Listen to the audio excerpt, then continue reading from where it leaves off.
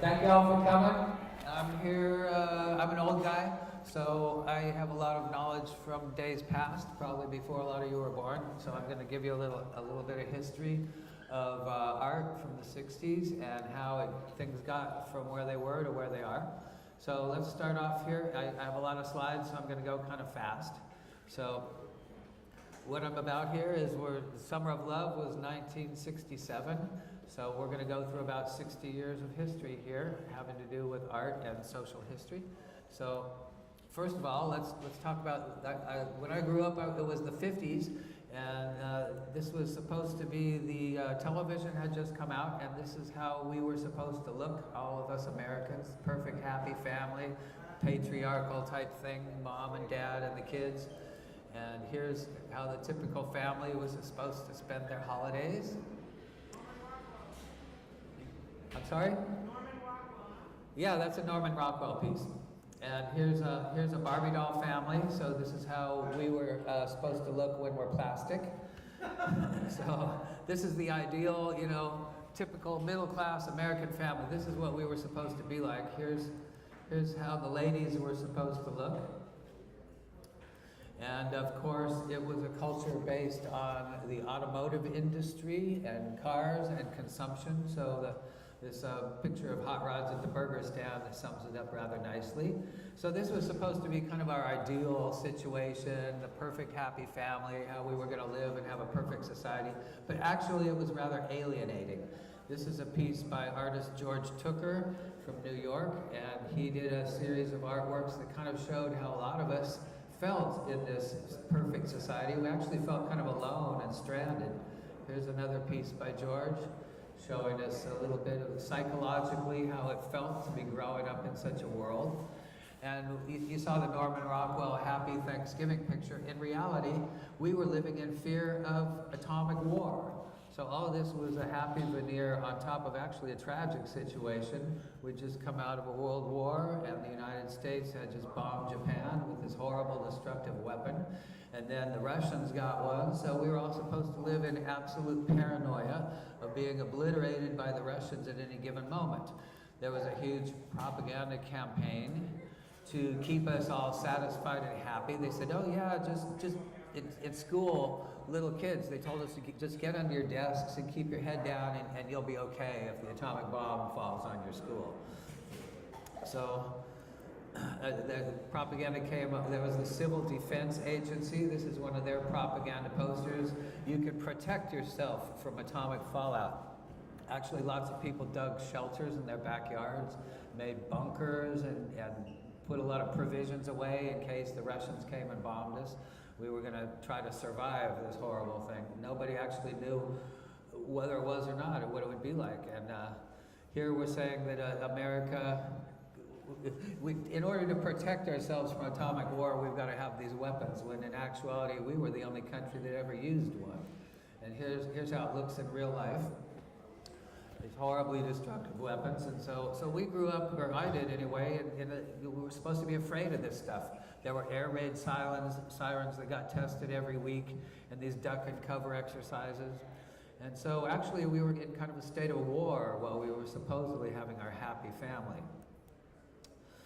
In the art world, things were getting kind of crazy. This piece is by Marcel Duchamp from 1917. And this is where Marcel Duchamp is his famous claim to fame was that anything could be art. Anything that the artist says it is art. So that kind of threw out all the rules of the art world, and artists would experiment in all kinds of ways throughout the next century. But a lot of it was crap. And this is a urinal. Is it a piece of art, or is it something you piss in? If I saw it on the gallery wall and it had to go, I might be tempted. Moving on.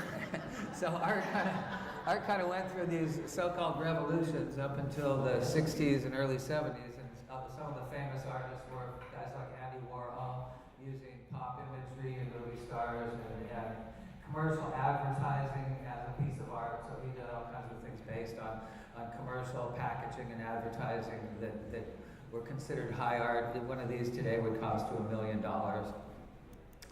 Other artists, Roy Lichtenstein, Did a lot of artwork based on comic books. The Marvel comics and Superman comics and everything were really popular.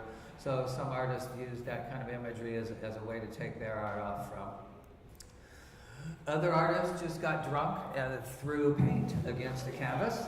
And if it looked cool, some art dealer would come by it. And so Jackson Pollock was the most famous of these guys. He would stand on a ladder in his studio with the canvas on the floor and just throw paint at it.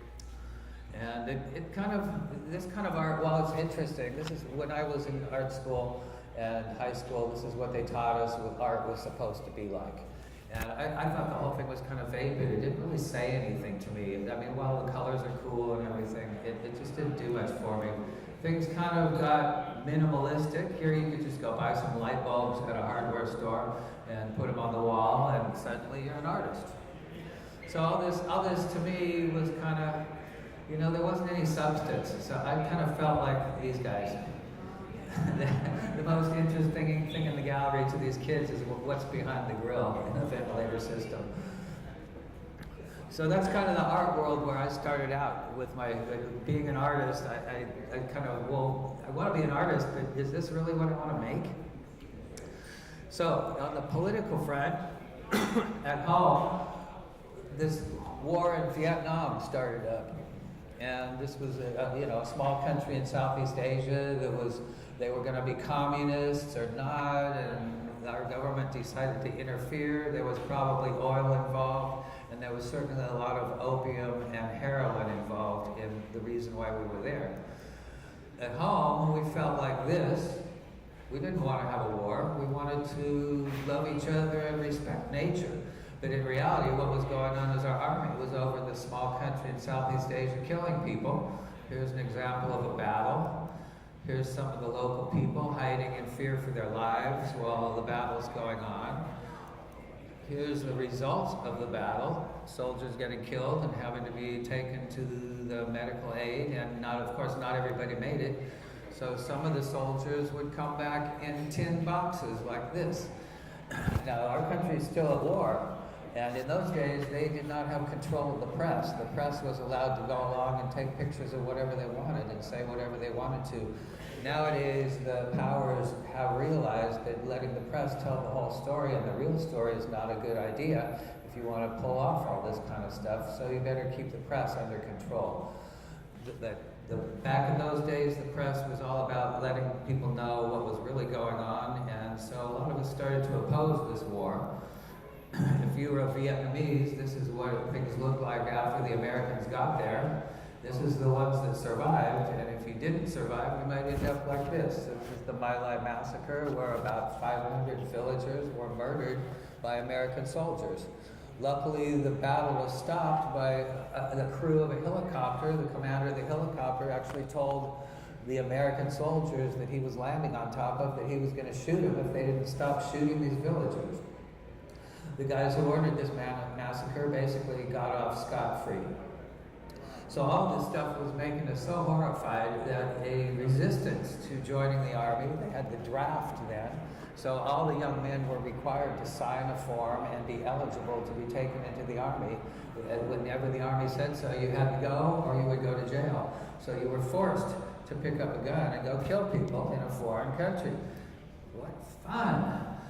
So a lot of us decided we didn't want to register. We were going to resist the draft. People burned their draft card. You had to carry this little card in your wallet at all times. And a big resistance built up, and of course, we had better ideas than going out and shooting people or dropping bombs on them where there's better things to drop. And occasionally in these protests, there would be confrontations with the police, or in this case, the National Guard. The government was so afraid of a few people that didn't like the war that they actually sent out guys with guns to confront us. And our methods of dealing with this were peaceful and nonviolent. Most of the hippies followed the philosophy of Mahatma Gandhi, that we could overcome all these obstacles through the use of nonviolent resistance. So here, when the guns were pointed at the people, they went and put flowers into the barrels of the guns. Didn't always work. Sometimes we got shot. This is Kent State, May 4th, 1970, where 4 students were gunned down. Some of them were in a demonstration, but other ones were just walking to class. And this happened, and in this case, nobody was punished or had to pay the price. So we realized we had to resist this war with all the force we had, because they were willing to shoot us down in the streets. So in general, our attitude can be summed up by this picture from these demonstrations at the Democratic Political Convention in 1968 in Chicago, where there were huge riots. Many people were beaten up, and they actually got called a police riot by the official historians. So all of this turmoil and stuff had its roots in American culture back to the days of the Civil War and beyond, where people were brought to this country in bondage. Around the same time, African Americans and their supporters were resisting racism and wanting to have civil rights. They still had to eat in separate restaurants, sit at the back of the bus, and had poor educational opportunities, and racial prejudice in every way was keeping these people from their full potential, and they knew it, so they started to resist. So the African Americans got together and started fighting back and resisting very powerfully. Their main leader was Martin Luther King, who also advocated the philosophy of Mahatma Gandhi, that we all could overcome through active yet peaceful resistance.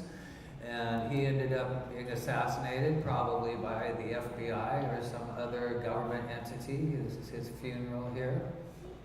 When he was killed, there were a lot of riots in the streets. This wasn't going to stop the movement for civil rights. So there were riots in streets all across the United States. Many buildings were burned down, and a lot of injuries and some deaths.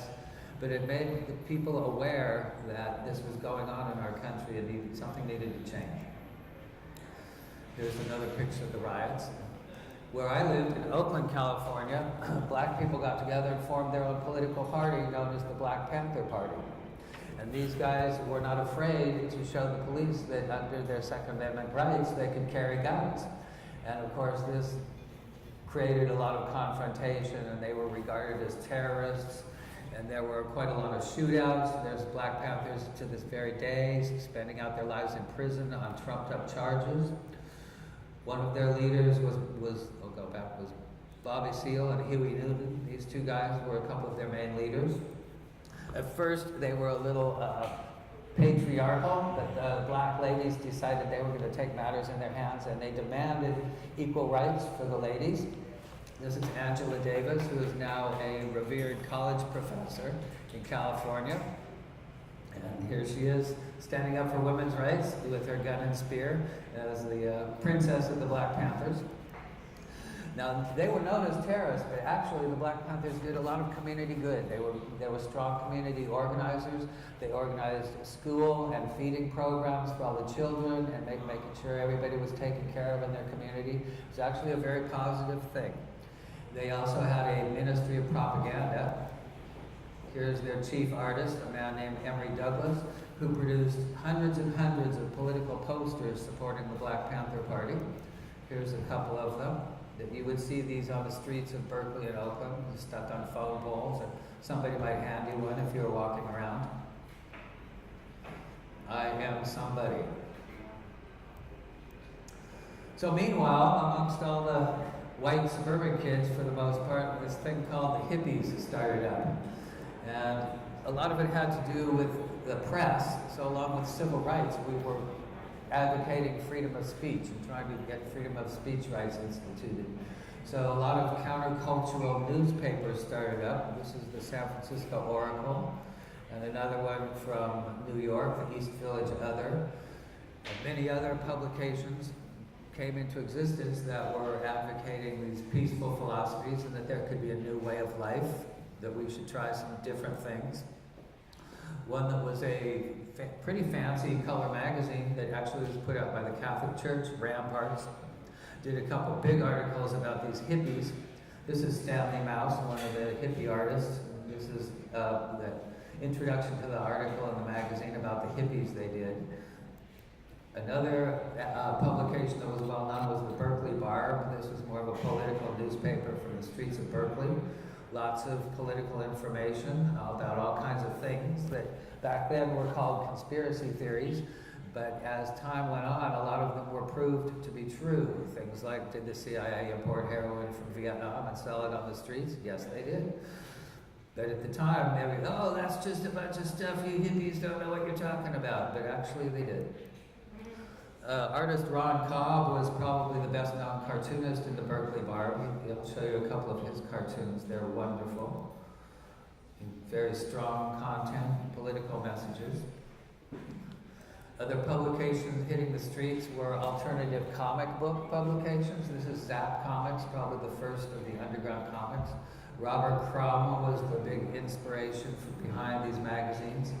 Famous cartoonist artist who's still alive and kicking. He's well known for all kinds of things.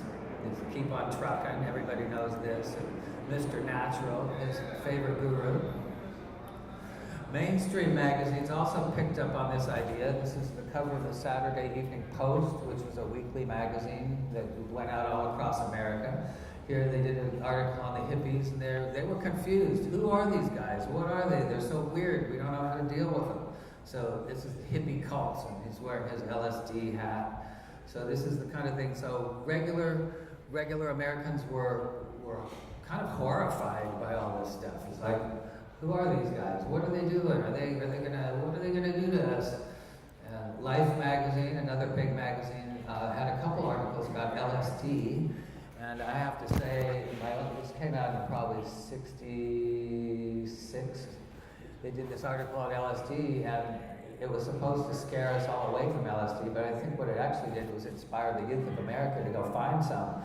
I know in my particular case, it made me extremely curious to want to try this stuff. And so we went out and located some and had a go, and yeah, it was everything it was cracked up to be. Here's another article they did a few months later about LSD and art, and this one particularly appealed to me, and that kind of put me over the top. I got to try this stuff. The whole culture ended up getting so recognized by the mainstream world that our art form ended up on the cover of Playboy magazine, and also on the cover of Mad magazine. And the whole thing could be summed up kind of by this Robert Crumb illustration, how regular Americans felt about these evil, dirty hippies. You know, we were coming for your daughters, folks. So all this got started out, at least from my point of view, in San Francisco. There was this tribe of freaks known as the Beatniks. And these guys they started up in the 50s. And this was before LSD was around, or any of the psychedelic drugs were very rare and hard to find. So the Beatniks were very much into, they liked all the arts, but they particularly liked poetry and jazz music. And they liked to hang out in smoky coffee houses and drink wine and listen to jazz and maybe play a little jazz. And so here's a typical beatnik couple. They like to wear dark clothes, skinny jeans, and kind of a European flair. So here's some more beatniks, on the streets making some music with their drums. And one of their exponents and spokesmen was Jack Kerouac, who wrote a book called On the Road and some other famous books that kind of espoused the beatnik philosophy. And all of us, as little teenagers, wanted to find out what was going on in the world, would read these books and learn a little bit. Here's their famous bookstore in San Francisco, City Lights Books, owned by poet Lawrence Ferlinghetti. This bookstore still exists, and Lawrence is still alive and writing poetry. So if you're ever in San Francisco, you can see a living landmark here, down in Columbus Street in San Francisco. The Beatniks kind of scared Americans just like the hippies did later. So here's a couple of things. This was a movie about the Beatniks, kind of an exploitation movie, sex and violence by these crazed wine and jazz-fueled freaks. Here's the cover of a novel. They're going to get all hopped up on cigarettes and wine and have sex orgies and stuff.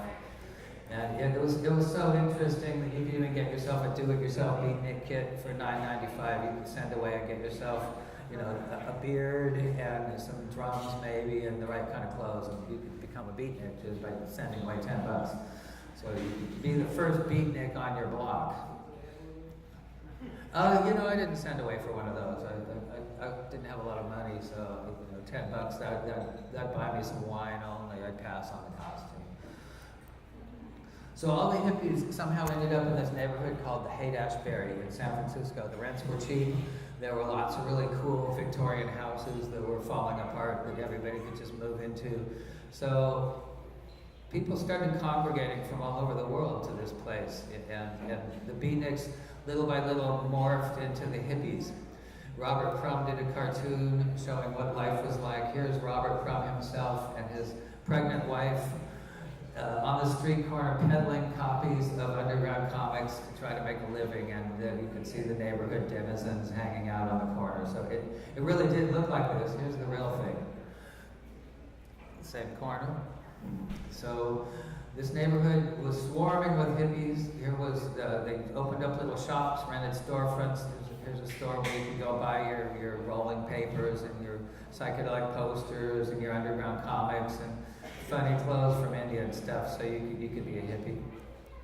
They also like to shut down the streets in the Haight-Ashbury occasionally and have a band come and set up on the back of a truck. They'd bring out a flatbed truck and throw the drums and amps and stuff up on top, and instantly you had a stage and a street party. So these are some guys known as the Grateful Dead having a street party in the Haight-Ashbury. You can see it was pretty popular. Yeah, there they are. You can see the streets are filled up for the next 10 blocks. Quite an event, and this happened all the time. And they also went in the park that was right down the road and had free concerts in the park all the time. And this kind of solidified the community. Well, LSD is kind of an unknown thing. It was being experimented with by scientists at Stanford University and in mental hospitals, and a guy who worked in a mental hospital as an intern, Ken Kesey. He was studying creative writing there at Stanford. Ken, as a job, worked in a mental hospital, and at the mental hospital they had some LSD, so he started stealing it and having these parties, and they made a psychedelic bus. Here's their bus, and they used to ride around San Francisco, and they would have these LSD parties known as acid tests. Here's a flyer for one, where they would basically mix up a garbage can full of Kool-Aid and invite everybody to come and bring whatever they had to be creative with, you know, musical instruments and funny clothes and your dog and cat. You could show up with anything and be yourself, and everybody would drink the Kool-Aid. This was the good Kool-Aid, and have a wonderful time. And that kind of started, it opened up the doors to a lot of social changes in our world, as, you know, just us being here today as a result of these guys doing this. So here's Ken in a later incarnation as he got older. This is his a second version of the bus. The first one kind of got rusty and wrecked and stuff. So they revived it. He's dead now, but this was him then. And his buddy was Tim Leary, and Tim Leary was a psychiatrist on the East Coast, and they were experimenting with LSD at Harvard University as part of a CIA-funded trial to find a secret weapon that could be used in war. So they were going to take this LSD and dose soldiers, and that way they wouldn't want to fight. Not a bad idea, actually. So Tim Leary, being a scientist, he decided he was going to create some therapies based on the LSD. So in his psychological trainings and courses, he opened up a clinic at this large house in upstate New York called Millbrook, and there they conducted LSD experiments, and people started taking longer and extended trips, and Tim wanted to know what it was all about and try to get some kind of scientific handle on what was going on. So he had a scientific approach. Ken Kesey had a let's party now approach. And between the two, they turned on the United States to LSD. Ken Kesey went across the country to visit Tim in their bus, and they took their Kool-Aid, and every town they stopped in, they had a little psychedelic party and passed the stuff out to anybody who showed up. So LSD, like seeds being scattered to the wind, was all across America. So in one summer, we all found out about it, and it changed everything. So we all started getting together, meeting together, and having bigger and bigger parties. This is the Trips Festival. which was an indoor event, and this looks kind of familiar probably to y'all. This is how it started. You know, guys with crazy lights and some bands, and half of them could barely play music, and everybody would show up and just have one hell of a time. Here's another picture from the Trips Festival.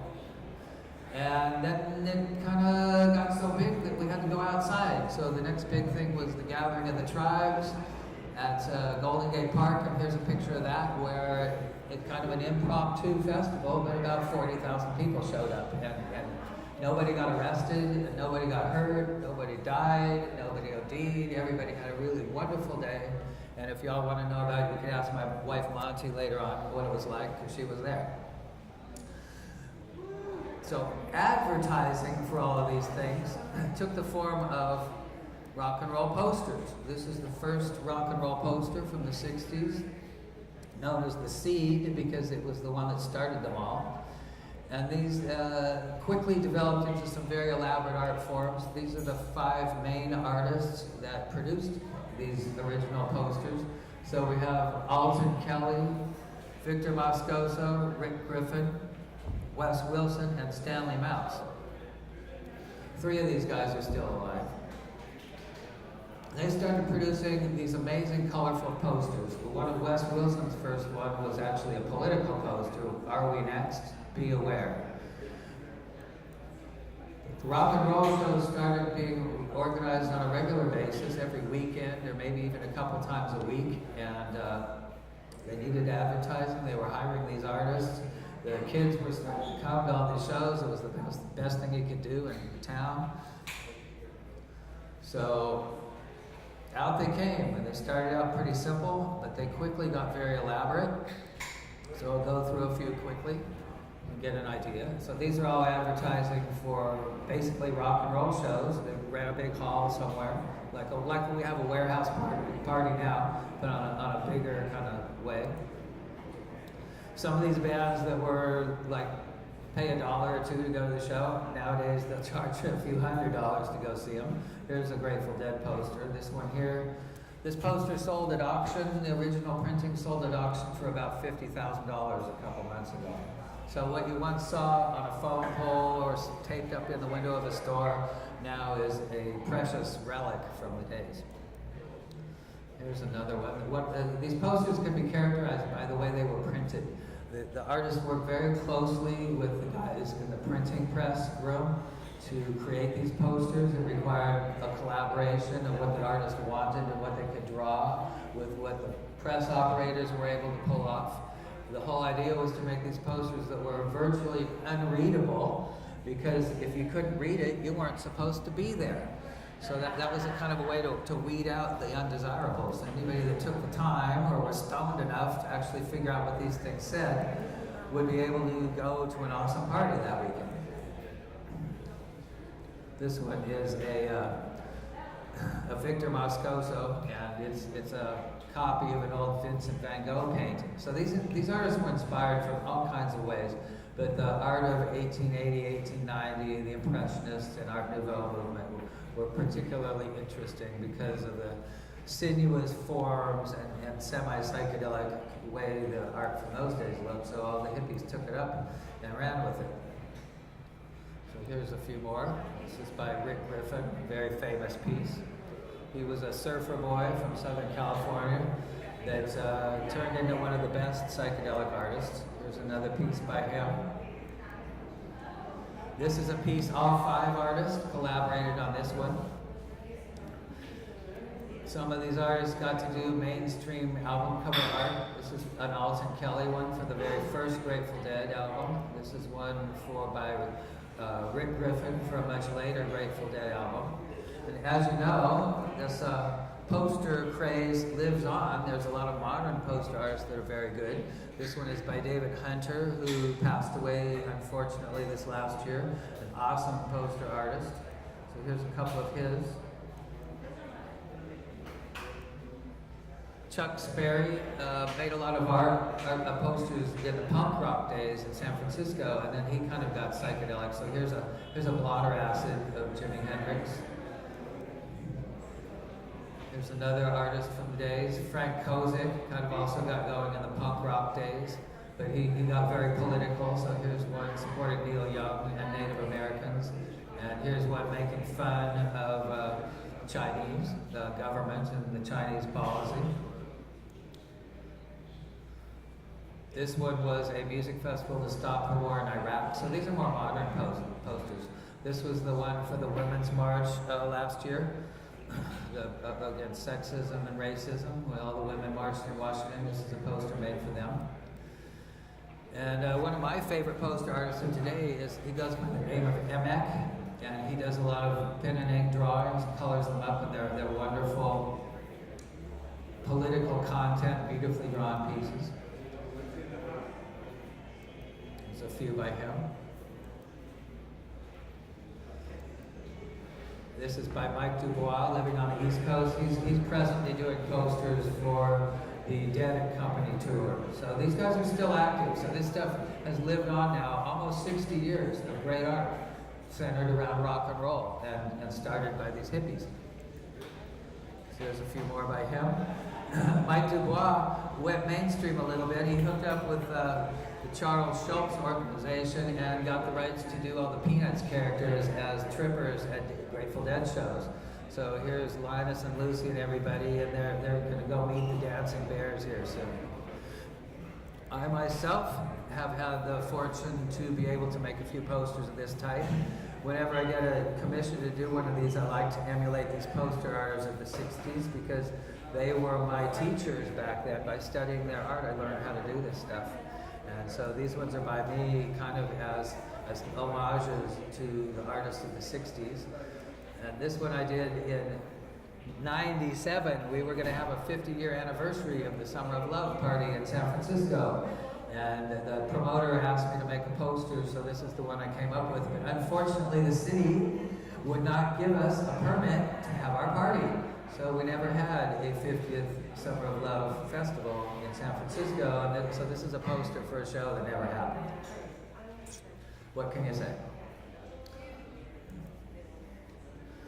So art and politics have always been really interesting to me. The intersection of the two, art and propaganda and sharing your ideas in a visual form in a powerful way, has always appealed to me. This is a piece by Rick Griffin that shows divine inspiration coming through your artist, and he's manifesting his visions onto paper. I think this is nicely expressed. It's been going on a long time. This is William Blake from about 1750. This is God creating the world. He's measuring out things. Or from the Renaissance, Matthias Grunwald. This is an altarpiece from a church in Belgium. Or Hieronymus Bosch, who was well-known for his really weird and crazy pictures. All of these things kind of match together in my mind as art I might like to make something out of. Another artist that really inspires me politically is Francisco Goya, Spanish artist from the 1800s, and he actually saw a lot of stuff when Napoleon conquered Spain. He saw a whole lot of horrific atrocities and started painting pictures showing the horrors of war. This is one of them. And well, it was the first time that war and the effects of war were really shown realistically as powerful art pieces to show that war was a terrible thing and we shouldn't do it. And so political art started to become more and more common. This is a piece by Honor Daumier, French artist from the time of the French Revolution. This is the people uprising and wanting to have their civil rights. Over in London, there was a lot of poor people living in the streets. There were a lot of children working as wage slaves or starving on the streets. So this is a picture of life in London in about 1850, the time of Charles Dickens. So here we have the new Christianity is being espoused by a poster on the wall while these kids are starving and barefoot in the winter here in London. A horrific thing.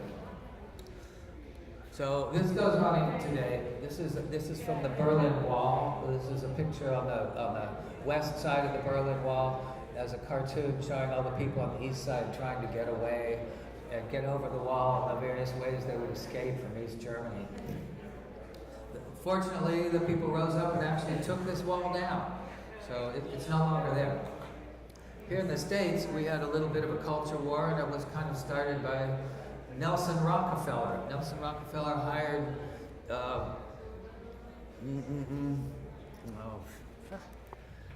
Diego Rivera, famous Mexican artist, mural painter, to paint a mural in Rockefeller Center in New York City. And this is what Diego painted. And if you look close, you'll see Karl Marx down in the lower right-hand corner. And Nelson Rockefeller, being a prince of capitalism, couldn't abide this. So he paid Diego Rivera his fee and then had a bunch of guys paint the whole thing out. So it's gone now, but the Mexican government fortunately decided that it was a worthwhile thing, and they paid Diego to come back to Mexico City and paint it again in Mexico City. So if you go there, you can see this painting. Another warrior against any of this kind of art was Jesse Helms from South Carolina, senator, and he had a particular grudge against all things hippie and all things feminist. So he had a particular war with artist Judy Chicago over her pieces. He actually got to the point of passing legislation against people being able to exhibit her work. This is a piece called The Dinner Party, which about 1,000 women created all the placemats and dinner settings, showing famous women, or the spirit of famous women as being invited to a dinner party. All the dinner plates show different aspects of these women. Jesse Helms actually cut the funding. A university wanted to house this in their museum, and Jesse Helms passed a law to cut the funding to this university if they actually put this piece of art at their school. So it sat around in storage for many years, but finally somebody did come up with some money to pay for it, and so it's now housed in a museum, and Jesse Helms is dead. So there you go. This is John Ashcroft. He was the Attorney General of the United States in the Bush era. He was a prude. Behind him we see the statue of Justice, and she's bare-breasted. Jesse Helms spent about $12,000 on velvet curtains to hide the statue because he didn't want to be seen in a picture like this, with, associated with a statue of Justice who had bare breasts. That was too much for him. So this is the kind of mentality we had to deal with. And here's my attitude that, fine art should never be censored, and we should fear no art. So nowadays, we're still working on this, taking back our world, and we see a lot of street art. We're here in Miami, which is a street art mecca of the world. Some enlightened person in Miami here decided that having artists create a lot of street art was a good thing for the community and going to be good for the economy and inspire creativity of all kinds in town. And it worked. So basically, as a street artist here, we're not here to be polite. We're here to give you a message and share our stuff. So Shepard Fairey is one of the famous ones. You can see a few of his pieces around town here. He got well known for doing a poster of Barack Obama when he was running for president. And Barack kind of disappointed us a little bit sometimes, so he made a second version. And this is the time of the Occupy movement, and the Occupy movement has also inspired a whole lot of street art. Here's a few of their pieces, posters they put up around the towns they were occupying. Occupy Wall Street, Occupy Sisterhood, Occupy the Streets. And of course, street art lives on. Some of it's decorative or just fun, or people goofing off with spray cans, but a lot of it has very powerful political messages, and it serves a purpose. It's here so it's art everybody can share. It's art meant for everybody. It's messages for all. It's here to inspire us all to live creative lives and rise above the concrete jungle. So here's an example of a barrio in, I guess you call it a favela, in Rio de Janeiro, where they have taken some rather bland and boring paintings and fixed them up. So people live in bright, colorful houses, and you can imagine that even if you're impoverished, if you live in a pretty house, it's going to make you feel better. Another street artist has photography projects he does around the world, and I forget his name at the moment. But JR? Yeah. So he goes around and meets the people in the various villages that he's going to work with and takes pictures of all the residents and then goes to his studio and blows them up giant, and then they come back and plaster them all over the houses. And these are some amazing pieces. He's still active. Here's another example of one of the favelas in Rio with a Japanese motif, kind of a carp on a fish ladder kind of thing. Very beautiful. So even in countries where art is forbidden, this is Yemen right now, a country that's being starved to death and bombed the shit out of by the United States and Saudi Arabia. They didn't do anything. They're a very conservative Muslim culture though, especially when it comes to women, but these ladies are being very brave, getting out on the streets with their paintbrushes and spray cans and making some art for their people that spread the message. And you can see this one here.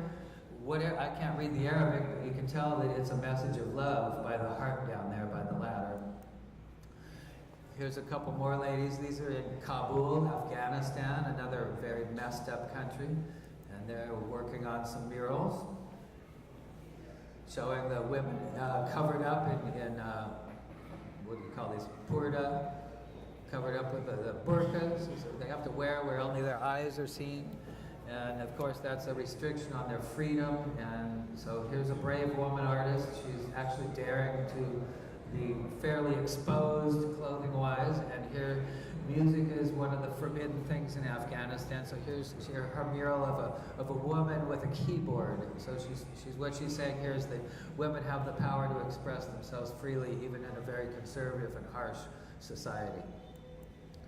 One of my personal heroes is this character named Banksy. He's pretty famous. I hear he's got some stuff going on in Miami here, maybe this weekend. He hides out. Nobody knows what he looks like, but he likes to go around various cities of the world with stencils and put up these great political pieces. Have a lot of meaning. He got so famous though, if you go over to the main show here of Art Basel, you might see something that's been jackhammered off a wall somewhere, set up as a fine piece of art with $1 million price tag on it. And Ron English, who was here last night, actually bought a piece by Banksy, and to protest all this commercialism of street art, he paid $750,000 for it, and he's gonna paint it white. So, who knows? Anyway, Ron was here. If you see him around, you can ask him about that. Banksy also, he's moved on to some more elaborate projects. He had one a couple years ago called Dismal Land, where he made fun of Disneyland and the whole Disneyland ideal, where everything was kind of a fantastic little place. Disneyland, only it was all decayed and degraded and everything was falling apart. He also recently opened a hotel in the West Bank of Gaza, right next to the wall that Israel put up to lock in all the people of Gaza. He called it the Waldorf Hotel, after the Waldorf. So you can go there and get a Waldorf salad in the Waldorf Hotel. And it actually is there. You can go online and book a room and go visit if you like. It's full of art and stuff. Here's the view out of your window. So you can see a watchtower on these horrible walls and get an idea of what's going on over in the Middle East with the Palestinians. So Banksy has my respect. Another interesting movement that's going on, it's not exactly street art, I call this warehouse revival, and we might be part of that movement here where we've rented a warehouse and put up an art gallery. So a gang of people over in Santa Fe, New Mexico, about 100 artists got together and they got somebody to kick down $1 million or so, and they bought an old bowling alley called their collective Meow Wolf, and inside this bowling alley, here they're starting to build it. They built this crazed multimedia environment that now looks like this. And you can go there and they'll take a little tour and spend your day in this insane place that 100 or so artists have created, and it's so popular that they have actually created jobs for themselves. The place pulled in about $7 million in revenue last year that gets shared amongst them all. They're feeling so good about it, they're opening another one in Denver with a whole other crew of artists. So this idea is really catching on. Inside an old Kmart, you can just, get a bunch of artists and build a crazy world, and people actually pay to go see it. Pretty cool. So Meow Wolf is up and coming. Another thing that's going on with art and politics is on the internet, where there are these things we call memes, where people take an image of some kind and add their opinion in words and put it up on the web and see if it goes viral or not. The message gets out to people. So this is a meme based on an incident that happened at the college where I went to art school, where some kids in the Occupy movement were actually sitting on a walkway in the middle of a big grassy field. They weren't blocking anything. And this police officer, one of the campus police, decided to just walk up to them and shoot them all in the face with pepper spray. And some photographers took some pictures, and this guy went viral in about a gazillion different ways. Officer Pike, the guy with the pepper spray. So here he is trashing the Bill of Rights, and here he is at the Last Supper. There were probably 50 or 60 really good memes. I don't have time for them all. But this officer, the students sued him, and they won a big bunch of money. And the officer got fired, but then the officer sued the city that fired him, and he won a bunch of money too. So it was all pretty crazy. But this guy never faced any charges really for just walking up to these kids and spraying them in the face with pepper spray with no provocation. It was not a good thing. So nowadays, we have our own meme generator in the form of our president. There's a million different memes, so I'll show you a couple here that I found, where you find an embarrassing picture of the president and put it up, and anybody can have fun with this. Sometimes my own work gets used by other people that turn them into memes, anything from peaceful uses. I found one of my pieces being used by a bunch of Nazis in Germany, somebody told me about. There's not really any way you can stop anybody from doing this. You have to look at it as free advertising, but I'm really not too happy about my art being used by some Nazis. This is one that has a positive message, though. If artists cannot find the way, then the way cannot be found. So I got a few more Donald Trump things here for you, just because they're fun. Mad Magazine, one of our favorite publications, has gone all out. They even have a Mad Magazine Trump art gallery. And their favorite newscaster, Alfred E. Newman, here he is doing his job. Here's the ad for the art gallery, Mad Magazine Art Gallery. And you can actually go online and see all these things. So here's one after Andrew Wyeth's famous picture. Trump lost on the golf course. Trump crossing the Delaware, or Niagara Falls, maybe. This is a famous one by a woman artist, Ilma Gore. She's from England.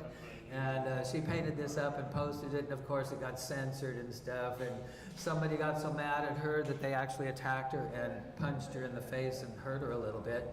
But she came back. She's still working, making political stuff, and this one I thought was one of the very best pieces of Trump art, so I put it up. Here's another one, Trump molesting the Statue of Liberty. An artist I admire who lives not too far from me in California, Mark Bryan, did this one. He's a great political artist. And just the other day I found this one, Trailer Court Trump. I'm not sure of the artist here. I couldn't find out who made it. So this is old Donnie and his gal there outside the trailer, waiting around for somebody to show up with the OxyContin or something. So there he is.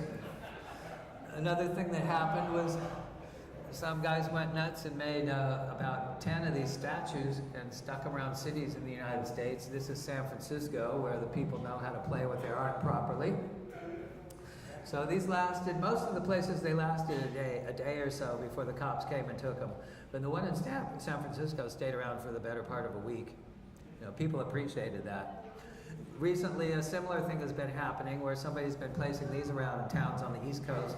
And this is intended if you're walking your dog, or maybe if you got to go yourself, that these little statues of Donald are sitting around in places where dogs are likely to want to go.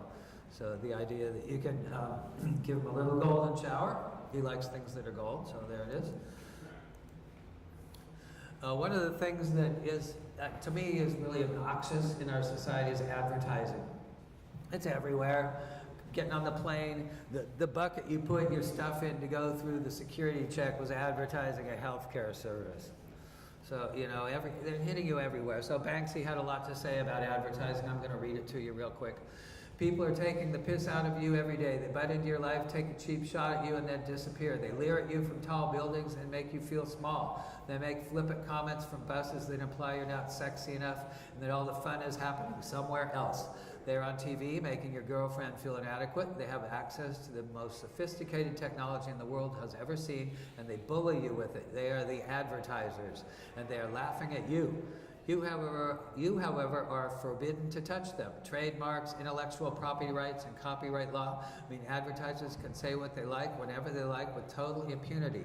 Fuck that. Any advert in a public place that gives you no choice whether you see it or not is yours. It's yours to take, rearrange, and reuse. You can do whatever you like with it. Asking for permission is like asking to keep a rock someone just threw at your head. You owe the companies nothing, less than nothing. You especially don't owe them any courtesy. They owe you. They have rearranged the world to put themselves in front of you. They never ask for your permission. Don't even start asking for theirs. So, advertising, you can do what you like. These are keys that Jordan Seiler, an artist in New York, makes. And with these keys, and they're selling some at one of the advertising boxes at bus stops, so that you can open up the case and put your own ad in there. So for 20 bucks or so, you can send away for a key and have your own advertising campaign in your favorite city, but do it at night when nobody's looking. Another group of kids started on buses, inside buses. They started doing this inside buses. So here's a sign saying it's not vandalism to do so. And here's another sign they put up in the bus telling you exactly how to do it. So, wrecking advertising is always good fun. So here's some guys replacing one in London there with their own. And they dressed up as the guys that regularly do it so the cops would think they were just doing their job. Worked out pretty well. Here's an example of Times Square just to show us what all this advertising really, it's in your face. Here's another city view. This is the city of Sao Paulo in Brazil, where they actually banned almost all outdoor advertising. Looks kind of gray. Here's a before shot and an after shot of the same street, but actually it looks a lot nicer without all those billboards. But in order to overcome the blandness and grayness of their city, they started hiring and having lots of arts programs with muralists. So here's a museum of the street under the freeway. And they have hired artists to do massive murals on some of their buildings. So this one's by Eduardo Cobra, very famous street artist now. And here's another one I particularly like by Mona Caron, a woman artist, showing a plant growing up the side of this concrete edifice. So the city of Sao Paulo, is leading the world in some nice street art to beautify their city that's not advertising anything. I'm going to show you now a few artists I respect who are doing political and socially conscious art. This is one by Guy Colwell, an artist from California, from Oakland, California. And this is the prisoners of Abu Ghraib being tortured by the Americans in the Iraq War. This picture was shown in a gallery, and it was controversial enough that somebody actually came in the gallery and punched out the gallery owner, who was a small Chinese woman, and it scared her so much she closed her gallery. So this kind of stuff, we have to really resist it. We have to be bold about what we show. And if somebody comes to punch you out, you got to come to their defense. It's just kind of intolerable. Here's another piece by Guy. Here's the hipsters partying down while the world's falling apart around them. You just walk down the street, you can watch that tonight. Here's another picture by a friend of mine from Santa Cruz that Monty introduced me to, Russell Bruchet. This is Jesus kicking the money changers out of the temple. What to do with righteous anger. Here's another one by him showing the future. So McDonald's is gone and people are living in the parking lot in teepees. Another street artist I really like, and he is definitely a street artist. This is spray can art on the side of a building. This is the Illuminati. This is Mir One, is the artist from Los Angeles. He does some amazing stuff. This is the consumer world versus the organic world. I like to do pictures that are split on two sides a lot, so this one kind of resonates with me quite a bit. This is a picture by him based on the famous photograph of the flag raising on Iwo Jima. Well, they're raising the flag on a pile of garbage. And this is a more recent piece by him, which is truly epic. showing the capitals in flames, and there's street protests and rioting and all kinds of stuff going on. It's wonderfully painted. Mir's an amazing artist. I hope he gets to come out here and do something on the wall sometime. And Ron English, we'll talk about him a little more. He's a great artist. In his younger years, he got arrested a gazillion times for defacing billboards, where he would make up something to put on a billboard, go home to his studio, create it, and then get out at night and jump up on the billboard and put these up. And it made him a big star. He deserves it. He's a very talented and productive artist. And he likes to satirize our pop culture. So here's Forever Cool and Camel Kids. And another one of his little projects is to create fake products and then go place them in the store shelves at real stores. So here's some of his cereal boxes, sugar frosted smack and various things, Captain Starch, and all the parodying basically poisonous produced food. So you might find these in your supermarket someday if you're lucky. A collector's item from Ron might be right on the shelf for $3.29. Who knows? You might get lucky. He also does some sculpture. Here's one of Ronald McDonald. He eats too much of his own food. This is what happens. And he's also a wonderful oil painter. So here's one of his oil paintings. And down the street at Windward Walls, he did a mural this weekend, or last weekend, so you can go see it. Maybe he's still painting it. So if you see him, say hello. Tell him you appreciate his work. A good friend of mine is Amanda Sage, also from Los Angeles. And this is one of her pieces. I think it's her strongest political piece. And this is representing what in various cultures of the world, when the women are really fed up with the situation, they will confront the men who run the show by lifting their skirts and say, well, here, you want to fuck around, take that. And it's done in such a strong way, the men are terrified and back down. So this is a self-portrait of her being angry about the political situation. And she actually went out with the Occupy movement in Los Angeles to their demonstrations, and she made a little cart to carry this picture around to the demonstrations to show everybody. She took it to City Hall, and the cops there at City Hall actually let her take it and put it inside for a night. So she took her art right off the streets and hung it up in City Hall, and the cops let her do it. It was good for her. I love this woman. Another artist I really admire is Alex Schaefer. He's from Los Angeles also. And Alex likes to do plein air painting outside. Most of his works aren't political at all. They're cityscapes or interiorscapes or portraits of his friends and stuff. But he one day was out across the street from a bank. He was painting and he decided to put it in flames. And when he did this, passers-by on the street thought he was a terrorist and that he was going to blow up the bank, so they called the cops. And the cops came and arrested him and took him to jail for making terrorist art or something. And he got off. They dropped his case, but he got so famous with the publicity over that he put that painting up on eBay and sold it for $25,000. So naturally, he went and painted out a bunch more burning banks. So he got kind of well known for that. He also had another lawsuit where he was graffitiing with chalk in front of the banks. He was writing a bunch of messages, and they arrested him for defacing public property. But in court, he proved that because chalk washes off with water, it's not defacing public property, and you have every right to do it. So you guys, if there's some business you particularly dislike, you can go right out on the public part of the property in front of them and write whatever you want on the sidewalk and say whatever you like, and nobody can do anything to you. They can send their security guards out or whatever, but nothing's going to happen. This is another piece by my friend Mark Bryan. This is Trump being spoon-fed by that Breitbart dude. I'm forgetting his name. Here's another one by him. The ship of state is sinking. Politicians like rats are leaving quickly. And here's another one showing Trump as a puppet, the Trump-o-matic. And just because it's been all guys so far, I had to throw in my friend Jessica Perlstein. She does a lot of book covers, and for New Agey and for sustainable life type publications. This is her view of San Francisco in the future, where there's rooftop gardens and the streets are turned into forests, where we're living in a sustainable manner in an urban situation. And here's another one, kind of similar, where she's trying to show an idealized world that we could be building today.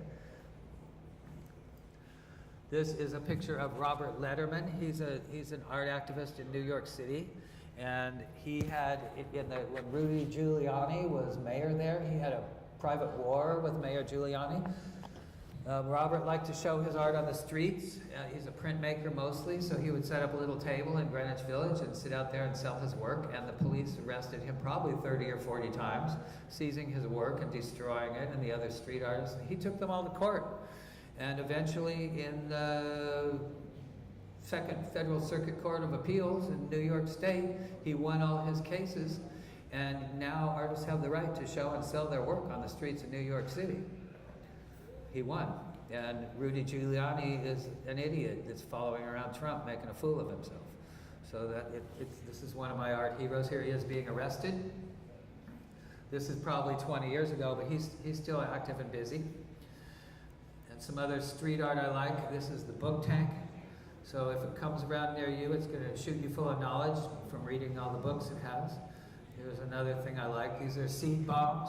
Seed grenades. So you buy one of these, you put your quarter or 50 cents in the machine, and you get a seed bomb, and you can toss it on dirt and water somewhere, and it'll grow into a tree.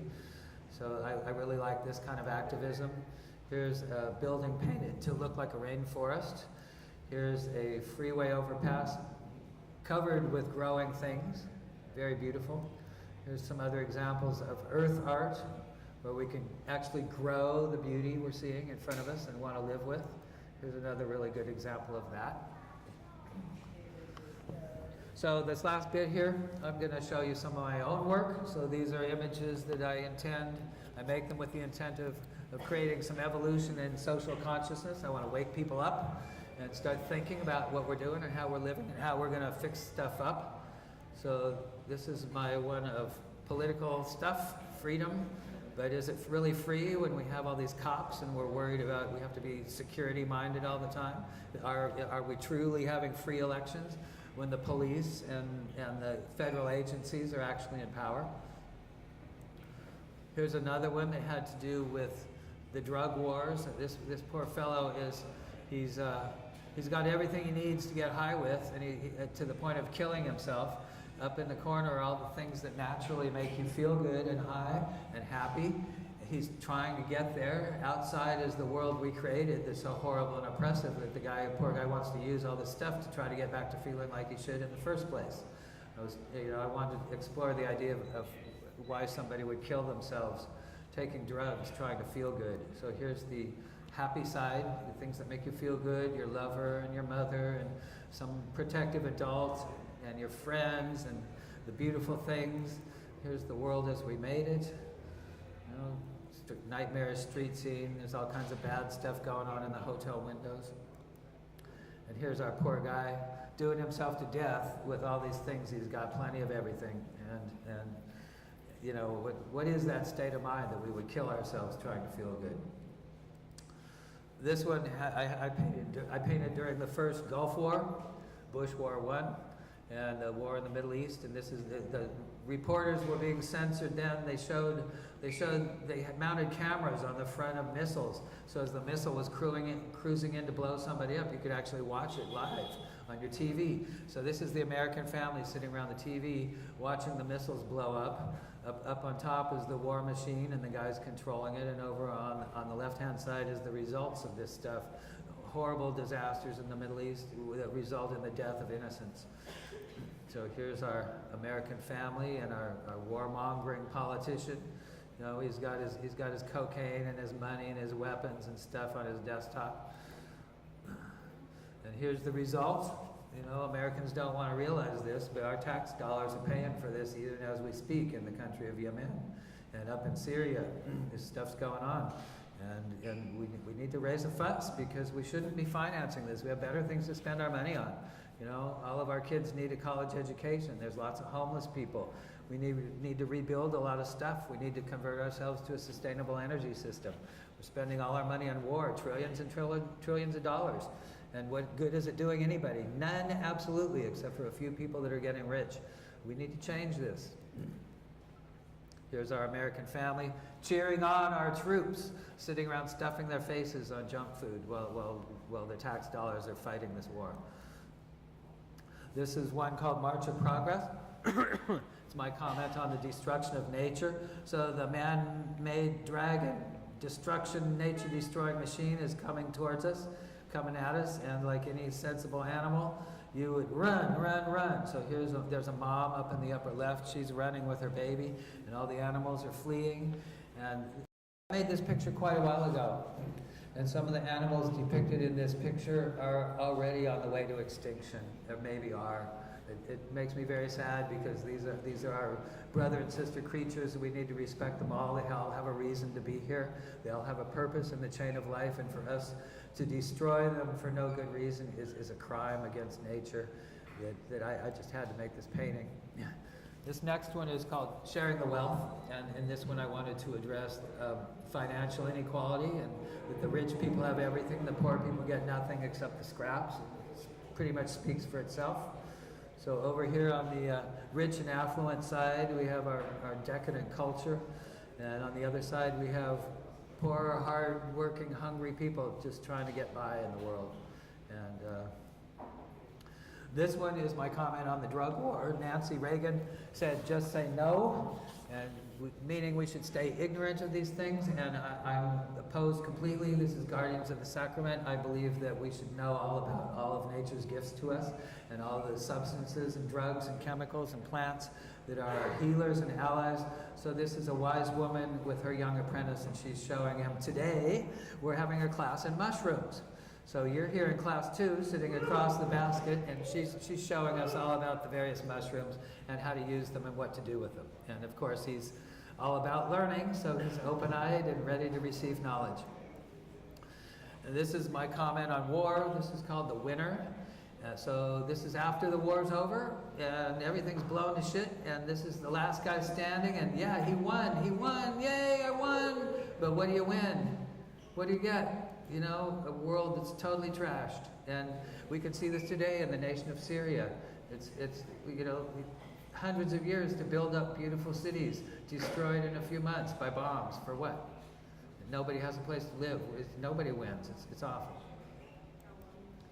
This one is called Wheel of Fortune, and I wanted to comment on our society where we're in pursuit of material things, or we're told the things that give us pleasure, and that we're supposed to work hard and spend our whole life energy chasing after these nebulous things that really aren't of any value, while we're making other people rich. So up in the left corner, the guys are drinking champagne and smoking fat cigars while they have their hands on the lever, making this guy run harder and harder. When he's used up, you go down the tubes and get ground up into mincemeat. And meanwhile, what your energy is really doing is grinding nature into gold. So this is my comment on how our work ethic and our consumer society just chews us up, uses us and chews us up. This is one of my more positive pictures and one of my most famous pieces. It's called New Pioneers. And this picture is all about how we have a choice. We can live in a world full of war and misery, or we can build a world where we all live together in peace and happiness and harmony. So on the left, we have war, active war going on, like we can see today in the Middle East and other places. And people there, you know, they get sick of it. They don't want to deal with it. So here's a young girl. She's walking away from war. Here's some other refugees walking away from this horrible situation. They're voting with their feet. We see this in the world a lot. There's millions of refugees from various wars running around the world right now trying to find a place to live. So these guys have packed up their livelihoods, their methods of making a living, and they're walking away from war to try to find a better place to live. So here we have the crossroads, where they're crossing over this ridge, and everybody's left their mark here on the cliff of various things. And then on the other side, they come down into this place where we've built a beautiful world where everybody has a place to live, and where we're growing and feeding ourselves and with sustainable energy, and everything's in harmony, and we're respecting nature. The whole idea being we can create a world where everything is nice enough that we can take the time to sit down in a big circle and have dinner with all our brothers and sisters. And that's how life should be, yeah? Woo! So...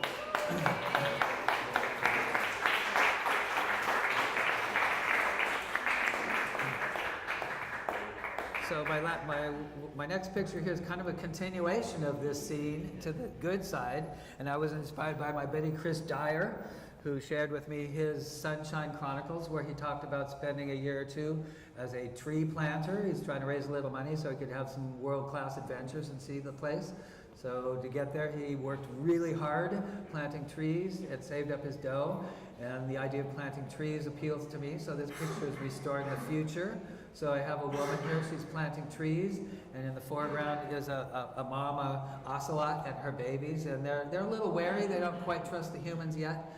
But her kittens are playing safely, so she's making sure everything's good. And what they're playing on is the remains of an old highway, and there's some automotive junk being covered up by the bushes. So they're, little by little, they're cleaning up the world and making it a safe place for both humans and the animals. Here's our tree planter, and here's our mama cat and her babies. This picture is called La Semillera. I couldn't find a good English word for this, so the Spanish seemed to work pretty good. So she's planting the seeds of culture. So here she is, walking amongst the plowed up fields, scattering the seeds. And here is the cultural things rising up, growing up out of the ground. So we have music and dance and drama and painting and science and mathematics and the various arts and poetry. Here's a few more details. No, I guess I don't have any more details. It's a little hard to see, but this picture is 10 feet wide. It's a big picture. This one is Paintbrush Warrior. This is my picture about what my personal job is. My job as an artist is to create a better world. So here I am. It's not necessarily me, but an artist, actively using my weapon, my tool of choice, to overcome the powers of oppression and darkness. And hopefully every little bit I do, like here tonight, will add to this force for good, so that we can build ourselves a colorful and wonderful world instead of a world of war and hate.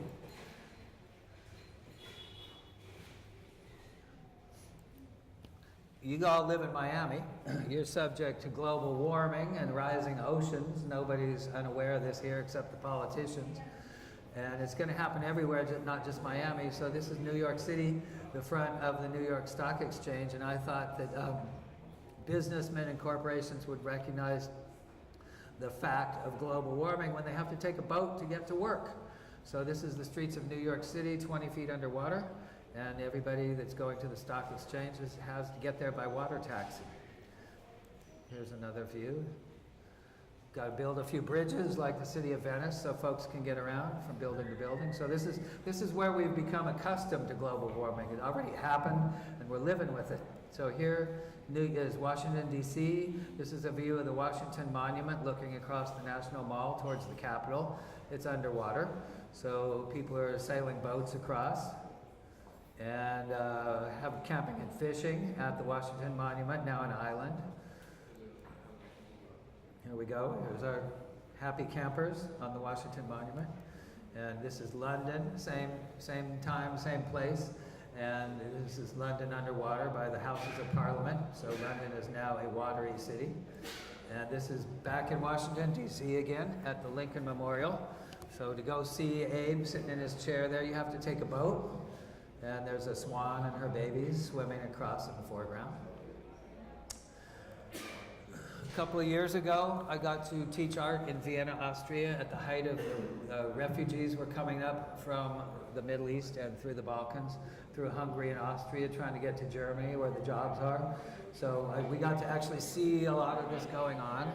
So this is the Holy Family, and they were fleeing the destruction of their country by militaristic forces, and they're just trying to get the hell out of there and find a better life. And I could really sympathize with these people. They left everything they had because of evil and had to go try to find a place to live, and they were being treated like crap in most places. And really they're just trying to have, keep their families together. And at the same time, the ancient monuments of the world were being destroyed by these big military weapons and by religious fanatics who would dynamite them and jackhammer them to pieces. These are the heritage of humanity, things created by artists 3,000 years ago. They're treasures that belong to everybody. It's a crime to destroy these things. So to destroy the treasures of mankind and send the people that live in these places fleeing for their lives is something else I just can't go with, and we got to do something about it. So here's our family.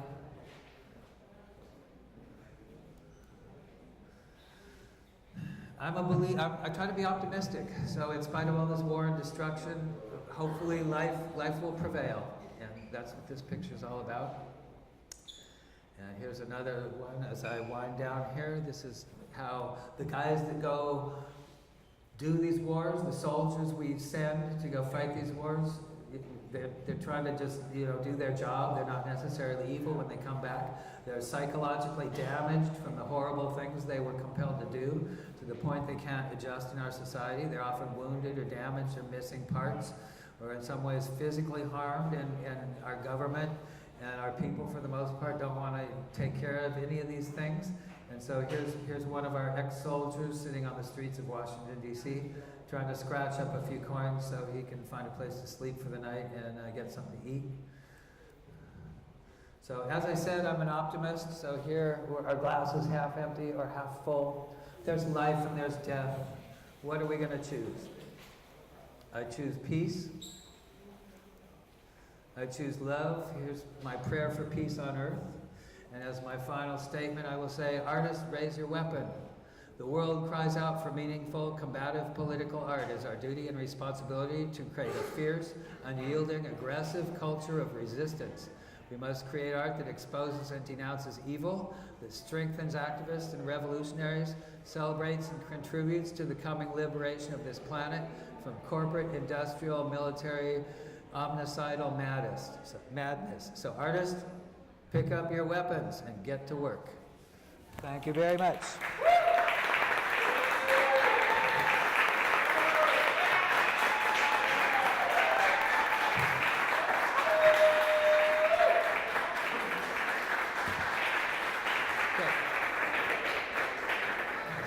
Next up, we're going to have Chris Dyer, and he's going to tell us his story.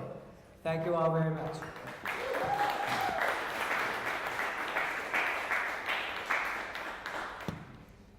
I'm going to step down for a minute. Let Master Chris take the stage. Thanks, man. Yeah.